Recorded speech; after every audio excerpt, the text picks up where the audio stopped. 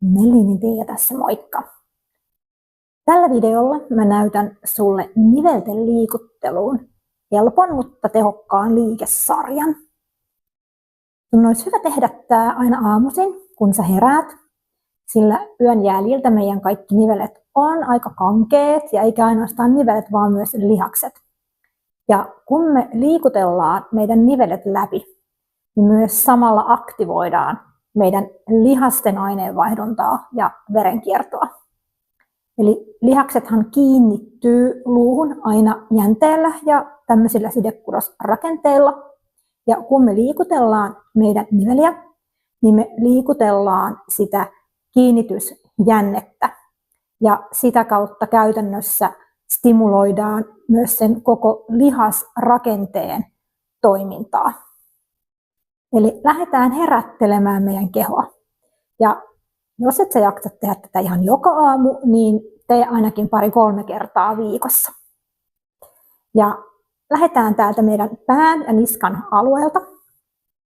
Ja sä voisit kuvitella, että sun leuasta on tämmöinen kynä. Ja yritä piirtää sillä kynällä mahdollisimman semmoinen symmetrinen ympyrä. Ja sä voit samalla tutkailla, kun sä mietit mielessäsi, kuinka sä piirrät sitä ympyrää, että onko siellä jotain vähän sellaisia nykimisiä. Tuleeko sulle kaunis pyöreä ympyrä vai tuntuuko, että sä et saa sitä ihan sellaiseksi ehjäksi kuvioksi. Mutta lähdetään testaamaan. Eli ota ensin semmoinen hyvä asento. On aina hyvä pikkusen päästää tuosta polvista semmoista yliojentumista pois. Eli vähän jousta sieltä polvista, että sulla on hyvä semmoinen maadottunut asento. Voit ottaa muutaman semmoisen vähän syvemmän hengityksen. Vapautetaan vähän palleasta samalla jännitystä.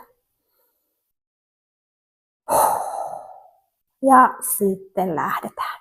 Ja tee nämä liikkeet yhdessä mun kanssa. Mä teen jokaista liikettä nyt 5 kertaa. Jos sulla on kiire joku aamu, niin sä voit tehdä vaikka 3 kertaa. Ja samoin, jos joku tuntuu hyvältä tehdä, sä voit tehdä enemmän, niin ilman muuta sä voit tehdä useampia liikkeitä sitä samaa kohtaa. Mutta tehdään nyt tämmöisessä 5 sarjassa. Niin lähdetään ensin liikuttaa tätä meidän kaularangan aluetta. Ja vien leuan tänne alas ja sitten lähden katsomaan tonne oikealle. Nostan ylös, vien tonne taakse mun pään. Katse vasemmalle ja tullaan takas alas. Hitaat rauhalliset liikkeet. Tunnustelet oikein, miltä siellä niskassa tuntuu. Tuleeko pyöreä ympyrä?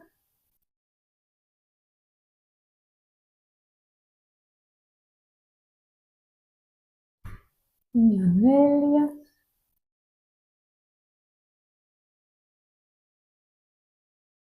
Vielä kerran.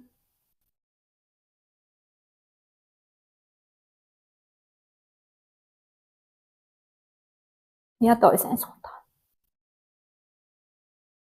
1.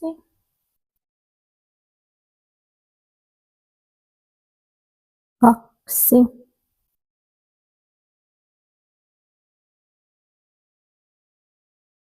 3. Tuntuuko siellä jotain rutinoita, rahinoita? 4. Ehkä kipuja.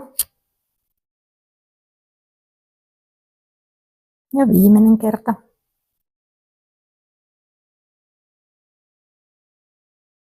Ja palautetaan pää keskelle. Sitten käydään läpi meidän hartialinja, eli saadaan liikettä tuonne olkaniveleen. Ja yhtä lailla tässä sä voit ajatella, että sä piirrät semmoista suurta ympyrää. Ja jälleen kerran tutki, miten se ympyrä muodostuu, tuleeko siellä jotain nykäisyjä. Eli olkapäissä meillä on pallonivelet, niin sen pitäisi mahdollistaa sellainen mahdollisimman smooth, hyvä liike. Eli lähdetään sieltä pyöräyttämään vaikka takakautta ensin. Ja kunnolliset liikeradat, älä lintsaa tässä. Vie ihan niin kuin siihen maksimiasentoon, mitä sä saat. Eli meillä on ylös ja taakse ihan kunnolla, että lavatkin saa liikettä alas ja eteen. 3. kerta. Paukkuuko, rutiseeko, rahiseeko. 4. kerta. Ja vielä kerran tähän suuntaan. Mulla vähän siellä napsahti. Ja sitten otetaan toiseen suuntaan. Äänet ei ole vaarallisia, jatka silti.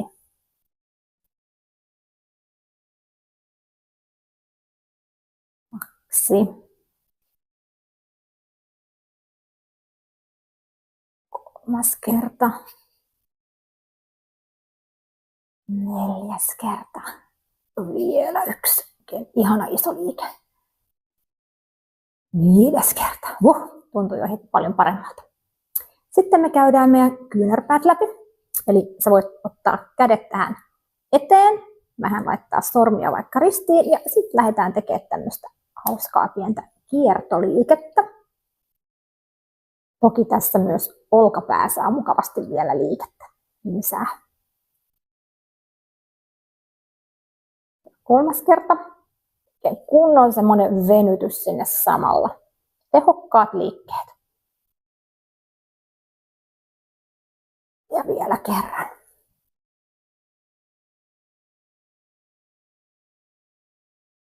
Yläselkäkin saa samalla mukavaa liikettä. Tuodaan kädet tähän keskilinjalle ja lähdetään pyörittämään ranteita. 2, 3, 4 ja 5. Vaihdetaan suuntaa. 1, 2, 3, 4 ja viimeinen kerta. Hyvä. Vapauta kädet siihen sivulle. Ja me halutaan vielä sormiin vähän liikettä ja aktivaatiota. Lähdetään ravistelemaan. Sä voit ajatella, että sun sormissa on jotain ällöttävää limaa ja sä haluat sen pois, että oikein kunnon intensiteetillä sen ravistelu. Kaikki lima pois sormesta. Kunnon ravistelu.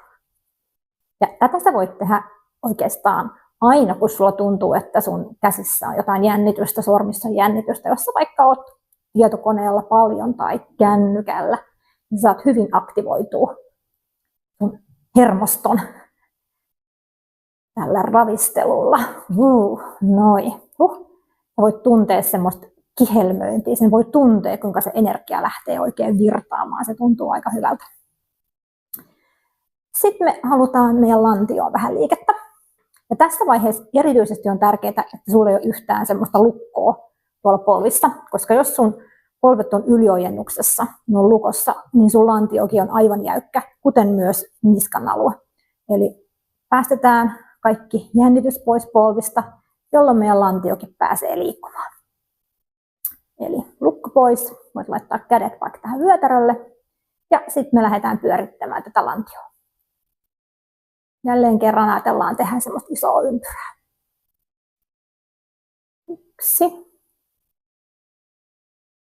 2.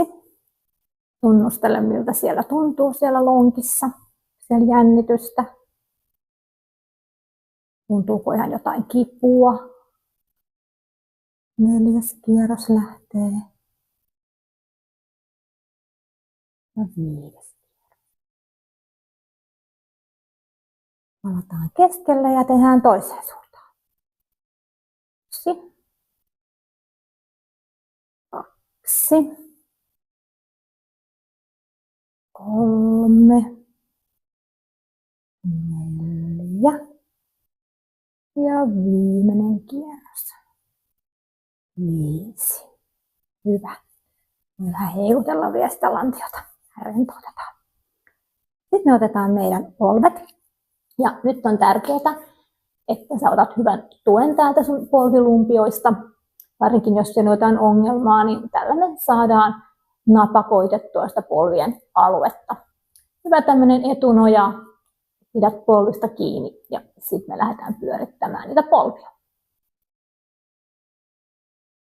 2, 3, 4. Viimeinen kerta. 5 ja myös toiseen suuntaan. 1, 2, 3, 4 ja 5. Noin, mahtavaa. Sitten meillä on meidän nilkat. Ja nyt mä vähän haastan teidän tasapainoa. Eli laita paino toiselle jalalle ja nosta toinen jalka ylös.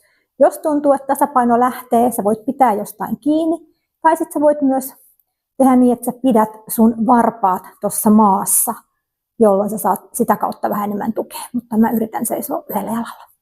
Ja sitten me lähdetään tässä pyörittämään nilkkaa. Jälleen kerran 5 kertaa molempiin suuntiin. 4 ja 5. Yritetään jaksaa. 1, 2, 3, 4 ja 5. Noin. Sitten toinen jalka. 1, 2, 3, 4, 5. Toiseen suuntaan. 1, 2, 3, 4 ja 5. Noin. Ja voit taas kiinnittää huomiota, oliko helpompaa seistä vaikka toisella jalalla. Vai oliko yhtä helppoa molemmilla vai molemmilla vaikeaa. Sitten meillä on vielä meidän varpaat. Ja voidaan ensin lähteä vielä pikkasen leikkimään tällä meidän tasapainolla. Eli noustaan varpaille pieni hetki siellä ja tullaan tuolta kantapään kautta takaisin. Eli tämmöistä pientä keinottelua. 3, 4 ja 5 ja takaisin. Sitten lähdetään vielä taittaa nämä varpaat tonne jalkapöytää kohden. Pieni venytys, vapautus uudelleen. Tämäkin voidaan tehdä 5 kertaa. Tosi hyvä liike. Venyttää samalla myös tuota jalkapöytää. 4 ja 5 kerta. Ja toinen puoli siirtyy perään. Ja 1 ja 2 ja 3, 4 ja 5 kerta. Ja jos siellä tuntuu voimakasta kipua, niin tee tosi varovasti, jos on vaikka nivelrikkoa. Pienikin liike on parempi kuin ei liikettä ollenkaan. Jos tuntuu tosi kivuilta, niin jätä sitten toi vaihe pois. Ja lopuksi vielä vähän hytkytellään. Saadaan energia virtaamaan koko kehon läpi. Mukavampi aloittaa uusi päivä. Aktivoidaan meidän kudosaineen vaihdunta. Ja hyvä jousto siellä. Noin, sit sä voit vielä vähän ravistella itseäsi vähän niin kuin joku koira, kun se on märkä ja haluaa kuivata itteensä, niin ravistella meidän keho. Aivan mahtava olo. Pieniä liikkeitä ja valtava iso vaikutus meidän kehoon.